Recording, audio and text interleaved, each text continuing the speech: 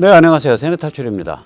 우리가 이제 트럼프의 반중 정책, 또 트럼프의 아주 일관된 북한 김정은 체제에 대한 그 포위, 고사 정책 이런 것에 굉장히 열광하죠. 이건 정말 세계적 사건이다. 근데 이 트럼프가 이번에 이제 패배로 기울고 있으니까, 그리고 트럼프를 거꾸로 때린 측이 친중 글로벌리스트이기 때문에 야, 이게 미국 큰일 났다. 미국이 다 적화되는 거 아니냐. 이제 말세가 왔다. 이런 아주 비관적이고 또 걱정이 많은 그러한 시점이 됐습니다. 근데 사실 저는 희망 고문은 아니고요. 이게 세상 일이 그렇게 일방적으로 진행하지 않습니다. 이 말씀을 좀 드리고 싶습니다. 먼저 잘구독료 안내 말씀드립니다. 신한은행 140-012-108493 주 백모 프로덕션입니다. 참으로 어려울 때인데도 꾸준히 도와주셔서 백모 세뇌 탈출 뚜벅뚜벅 진행할 수 있습니다. 감사합니다. 미 하원이, 민주당이 지배하는 미 하원이 트럼프를 또 탄핵했죠. 얘들은 기본적으로 탄핵이 취미 모양이에요. 펠로시와 민주당이 광분했는데요. 공화당에서는 5% 10명이 배반을 했습니다. 나머지는 탄핵에 반대했고요. 이번에 탄핵 사태를 보면서 얘들이 뭘 노리고 있지? 이 효과가 과연 얘들이 거둘 수 있을까? 이런 생각이 많이 듭니다. 이 표면적으로 보면 탄핵이 성공한다면 다음 효과가 있습니다. 물론 탄핵이 성공하려면 상원에서 3분의 2인가 돼야죠. 탄핵이 만에 하나 성공한다면 첫째, 트럼프가 크게 위축됩니다. 일단 죽이거나 감옥에 넣겠다는 메시지가 돼요. 이 전임 대통령 경호 서비스가 없어집니다. 시크릿 서비스가 없어집니다. 그리고 정치인으로서 족쇄가 채워지겠죠. 저는 트럼프가 2024년에 출마하지 않을 거라고 봅니다. 그러나 출마하지 않는다는 것과 출마하고 싶어도 출마할 수 없는 처지에 있다는 것은 전혀 다른 얘기입니다. 트럼프가 출마할 수 있는 상황에 있을 때 트럼프가 2024년, 2022년 선거에 영향력을 많이 발휘할 수 있습니다. 세 번째는 이제 박근혜 대통령에게 하듯이 트럼프에 대한 인민재판식 마녀사냥이 가능해집니다. 이게 이제 탄핵이 되는 경우죠. 근데 공화당이 아무리 골이 비어 있고 아무리 리노라 그래도 지금 상원에서 트럼프 탄핵에 찬성했다가는 공화당이 완전히 자살이거든요. 그래서 저는 탄핵 안 일어날 거라고 봅니다. 그럼 도대체 뭘 노린 거냐, 펠로시는. 우선 첫째는 하원 의장을 연임하고 싶겠죠. 이 보톡스 얼굴에 그냥 다 때려 박은 이 펠로시 할머니께서 계속해서 보톡스를 더 맞으시면서 하원 의장을 한 번 더 하시겠다. 뭐 이런 기염을 토하고 있다고 봅니다. 두 번째는 그것보다 더 중요한 것은 지금 제가 이제 오늘 말씀드릴 게 저쪽 진영이 의외로 취약합니다. 지금 상태가 의외로 취약해요. 약점이 많습니다. 이 자기들의 진영 내부의 약점을 감추기 위해서 닥치고 광분, 닥치고 죽창, 이것으로 내부를 결속하는 의미가 있다고 봅니다. 자, 이건 자기들의 주관적 노림수고요. 효과는 어떻게 나타날 거냐. 트럼프 진영이 굉장히 공고화되겠죠. 지금 만약에 거꾸로 생각해 보세요. 이런 조치 없이 굉장히 뭐라 그럴까, 좀 우클릭하는 듯한, 오른쪽으로 약간 옮기는 듯한 제스처 취하면서 이제 모두가 화합해야 될 때입니다. 서로 용서해야 될 때입니다. 하나의 미국인이 돼야 됩니다. 이런 메시지가 계속 일관되게 발신된다면 이 트럼프를 중심으로 해서 또는 대선 부정선거 이슈를 중심으로 해서 격분되어 있던 사람들 마음이 녹아요.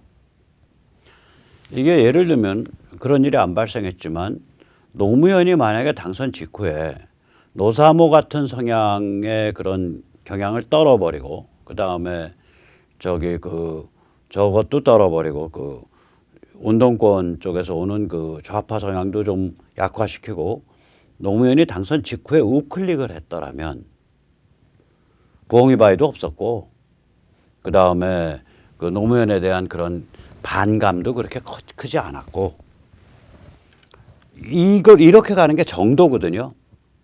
근데 이거랑 반대로 간다는 얘기는 뭐냐면 자기 내부를 지금 다져야 되는 거예요. 그럼 자기 내부를 다지는 것만큼 상대방 진영도 다져져요.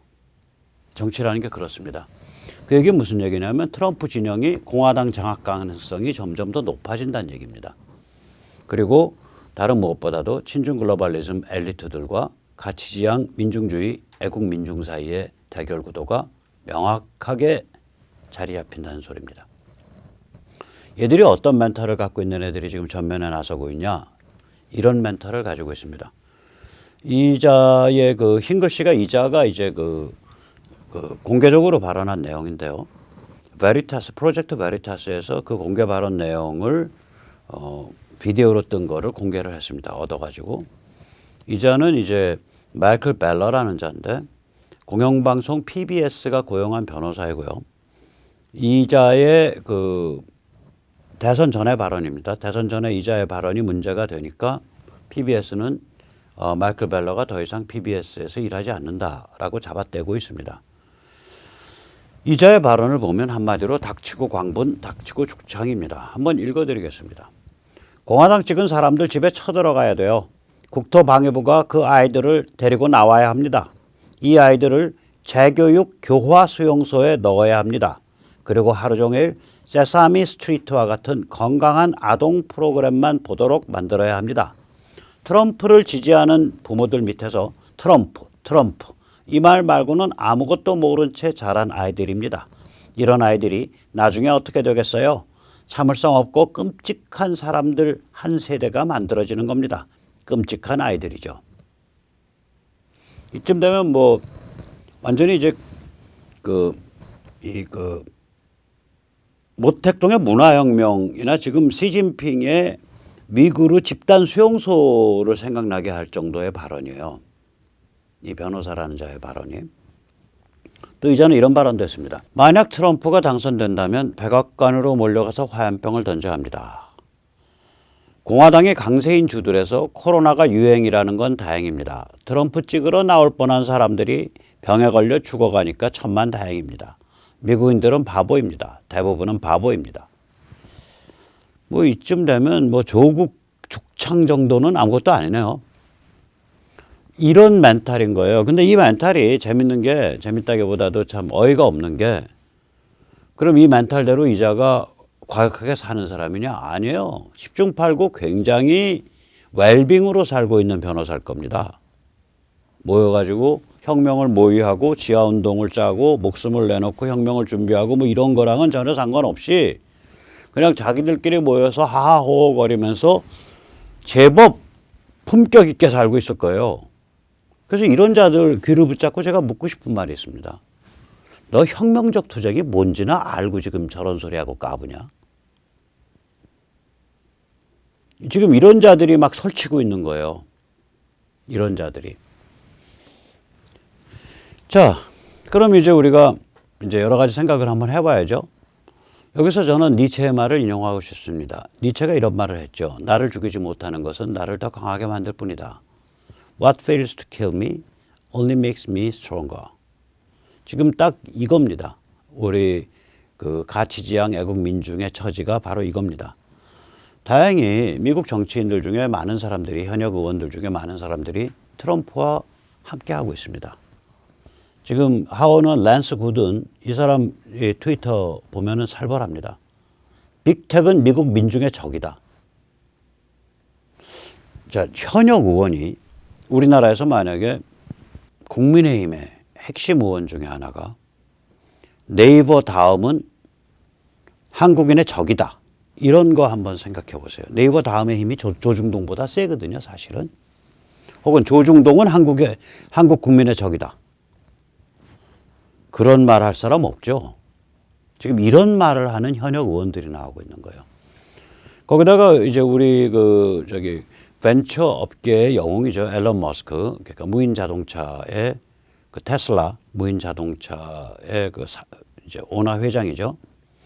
이 앨런 머스크가 아마존 웹 서비스가 팔러를 축출한 데 대해서 지난 일요일 날 축출했죠. 엊그저께 이렇게 말을 했습니다. 캘리포니아 빅텍들이 스스로 표현의 자유를 제한하는 당국자 역할을 자임한 데 대해 수많은 사람들이 엄청 기분 나빠할 것이다. 앨런 머스크가 그냥 딱 치받고 나온 거예요. 야, 너희 지금 빅테크 너희 지금 뭐 하냐? 너희가 지금 죽창부대 할 군번은 아니잖아. 하고 치고 나온 거예요, 앨런 머스크가. 이 와중에 트럼프는 가만히 있지를 않고 있습니다. 지금 트럼프는 뭐로 했냐면 대통령 또 행정명령 내렸어요. 그래서 이 행정명령은 뭐냐? 미국 투자자들 보고, 미국 투자 금융회사들 보고 중국 군수산업체에 투자한 거 돈 다 빼라. 언제까지? 올해 2021년 11월까지 돈 다 빼라. 사채 같은 거 있으면 다 팔아치우고 주식 다 팔아치우고 돈 다 빼라 이거. 이때 이제 중국 군수산업체, 이게 중국 군수산업체다 아니다. 누가 결정하냐? 국방부가 결정합니다. 일단 발표된 리스트에 한 30여 개 회사가 거론됐는데 그 중에 하나는 중국 최대의 그 반도체 회사인 SMIC가 들어있고요. 또 중국 최대의 석유 회사인 CNOOC가 들어있습니다. 트럼프가 계속해서 지금 대못을 박는 거예요. 오케이? 바이든 너희 친중 글로벌리스트들 이거 하나씩 대못 빼가면서 한번 해봐. 대못 뺄 때마다 너희의 정체가 드러나는 거야. 오케이, 그럼 대못 안 빼고 저도 반중입니다 흉내내려 그래. 오케이, 너는 그러면은 뒤에서 시진핑한테 칼 맞아. 제가 보기에는 트럼프가 집권했을 때 2017년 초에 트럼프를 위해서 트럼프를 겨냥하고 판 가장 큰 함정은 한국의 탄핵이었습니다. 트럼프가 초기에 그게 뭔지를 몰라가지고 바보 같은 혹은 배신자 같은 틸러슨을 국무장관 앉히는 바람에 트럼프 힘이 없으니까 당연히 부시 가문과 타협을 해야 되고 부시 오일 카르텔 빅스테이트가 추천하는 틸러슨을 국무장관에 앉혔겠죠. 틸러슨 언제 방한했어요? 탄핵 인용되고 나서 7일 후인가 방한했습니다. 3월 17일인가. 기다리고 있다가. 저는 탄핵이 미국 정보기관 혹은 미국 국무부, 그다음에 중국, 북한, 그다음에 한국 내의 친중 글로벌리스트 좌파, 친중 글로벌리스트 우파 하수인들의 총괄 작품이었다고 생각을 합니다. 더 나아가서 반기문을 주저앉힌 것도 그쪽 작품이었다고 생각합니다. 미국 내 친중 글로벌리스트들의 작품. 반기문이 주저앉을 때 오바마 행정부가 임명한 뉴욕 남부 연방검사가 반기문의 조카와 형제를 경남 기업에서 돈 받은 거 가지고서 잡아 넣으려고 하면서 반기문이 주저앉았거든요. 2017년 초에. 이게 국적은 미국인인데 피해가 있다면 피해자는 한국의 경남 기업이에요. 미국 안에서 일어난 오퍼레이션이 아니에요. 그걸 잡아넣겠다 그런 거예요. 제가 그 사건 보면서 이거는 문재인 586 쪽으로 권력을 몰아주려고 하고 있구나. 민주당 쪽이. 그 사람은 그 연방 검사는 오바마가 임명했고요. 굉장히 과격한 클린턴 지지자입니다. 굉장히 과격한 클린턴 지지자예요. 어느 정도 과격하냐?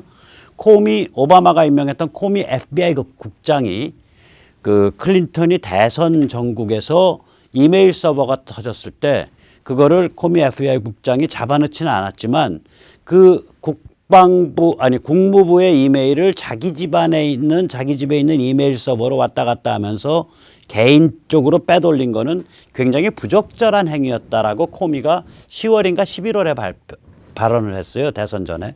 그거를 당신 지금 배신 때리는 거냐라고 격렬하게 비판할 정도로 말하란가 하는 사람이에요. 그 완전한 PC 좌파 연방검사입니다. 그 사람이. 결국 그 얘기는 뭐냐면은 제가 이렇게 앞뒤를 맞춰서 추정을 해보면 문재인 586 쪽으로 몰아준 거예요. 힐러리 클린턴 쪽이. 그러니까 이제 지금 지금 문재인은 지금 이제 기고만장할 때 됐어요. 자기 쪽으로 몰아줬던 그쪽이 다시 권력 잡았으니까 지금 운이 대운이 트였습니다. 축하드립니다, 문 대통령님. 자, 어쨌거나 이런 상황이란 말이에요. 그러면은 트럼프를 이제 한국을 저걸로 만들고 탄핵을 하고 그다음에 한국의 친북 친중 집단인 문재인 586한테 권력을 주면 도발을 할 거 아니에요. 미국의 그 비웃장을 거슬리는 도발을 한다고요. 문재인 586 집단이. 그럼 트럼프 입장에서는 한반도에서 군사행동을 할 수도 없고 안 할 수도 없게 될 것이다라고 저쪽 힐러리 클린턴 진영은 계산했을 수 있어요. 저는 그렇게 추정합니다. 즉 다시 말하자면 너 한번 당해봐라라고 대못을 박아버린 거예요. 그 대못의 이름이 문재인 586입니다. 탄핵 플러스 문재인 586. 트럼프는 그런 치사한 대못은 안 박아요. 제대로 된 정책적 대못을 박잖아요. 중국에 대해서 관세 19% 평균, 또 중국 기업들 퇴출, 뉴욕 증시에서 또 나스닥에서 퇴출, 그 다음에 지금 본 것처럼 중국 기업의 중국 군수산업체에 대한 미국 투자금융회사의 투자 회수, 이런 대못을 계속 박는 거죠. 너 하나씩 빼봐라 이거. 뺄 때마다 네 정체 드러난다 이거. 안 빼면 너는 시진핑한테 뒤에서 칼 맞을 거다. 이겁니다 지금 게임이. 자, 그래서 이제 앞으로 어떤 일이 펼쳐질 거냐. 저는 뭐 너무 낙관하는지 몰라도 이런 일이 벌어질 거라고 봅니다. 분열과 대립의 시대가 온 거예요. 천하 대란의 시대가 온 건데, 왼쪽 그림은 요번입니다. 이번에 이제 트럼프가 당할 때의 구도입니다. 가치지향 애국민중 굉장히 많지만 7,400만 표지만 그럼에도 불구하고 부동층이나 민주당도 많습니다. 그리고 민주당 그 뒤에는 중국 공산당, 그 다음에 빅3, 그러니까 월스트리트를 중심으로 해서 돌아가는 투자금융사와 뭐 월마트 같은 이런 큰 회사들, 빅머니, 그 다음에 CNN, 뉴욕타임스, 워싱턴 포스트 같은 빅미디어, 그 다음에 구글, 아마존, 페이스북, 트위터와 같은 빅텍, 이 빅3가 뒤에서 이끌고 있죠. 그 다음에 워싱턴 스왑프 안에는 뭐 미치 매코넬도 들어갈 거고, 뭐 어쩌면 펜스도 들어갈 거고, 뭐 여러 공화당 쪽도 여러 명 들어가죠. 뭐냐면 이 민중주의가 싫은 거예요. 워싱턴에 그들만의 리그, 엘리트들이 민주공화 양쪽으로 나눠가지고 해먹어야 되는데 왜 밑에서 민중 끌어오르냐. 이 민중 끌어오르게 만든 건 누구야? 저 트럼프일세? 쟤 겁없는 놈일세? 쟤 날려. 이렇게 된 구도거든요, 이번이. 그런데 이 과정을 통해서 가치지향 애국민중이 굉장히 강화된단 말이에요. 그러면 부동층이 줄어들어요. 이렇게 대립구도로 가면요, 부동층이 있을 수가 없어요. 그러면 부동층이 줄어서 골고루 민주당 진영과 가치지향 애국민중으로 오냐? 안 그렇습니다. 제가 요새 트위터를 보면요, 중도예요. 뭐 특별히 트럼프에 지지하지 않은 사람들인데 그런 코멘테이터들, 예를 들어서 RNR 로 그룹이라는 거 진행하는 변호사, 그 전형적인 중도거든요. 그래서 넌더리를 냅니다. 이 사람들 이 움직임에 대해서. 그럼 어떻게 되는 거냐면 민주당만 고립돼 버리는 거예요. 그것도 민주당도 확 줄어들어 가지고. 지금 이 상태에서 만약에 친중 정책 막 피고 나가요. 그럼 민주당 그 지지 기반이 증발해 버린다고요. 부동층도 이쪽으로 조인하게 되고. 결국 이런 오른쪽 그림과 같은 즉 민주당 오른쪽 그림과 같은 상황을 만들어낼 수 있냐 없냐. 저는 만들어낼 수 있다고 보는 거예요. 그래서 이것이 위대한 분열과 대립의 시대다. 그런 면에서 제가 너무 낙관적으로 말씀드린지 몰라도 이거 뭐 하루아침에 막 미국이 공산화되고 다 망하고 중국이 다 전 세계를 지배하고 뭐 진시황 같은 그런 인물이 되고 시진핑이 그렇게 안 갑니다. 그렇게 갈 수가 없어요. 그럼 우리는 뭐 해야 되냐?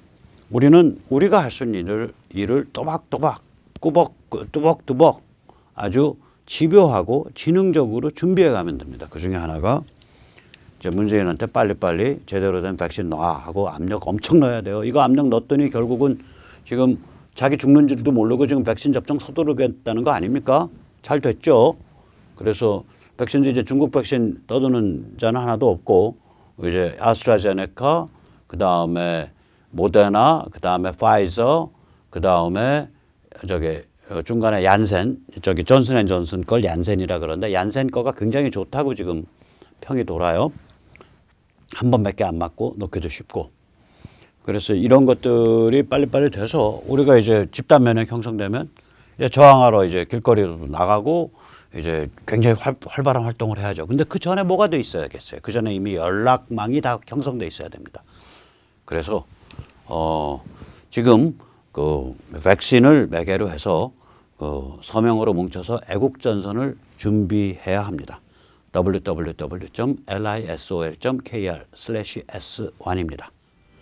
네, 오늘 여기까지 모시겠습니다. 감사합니다.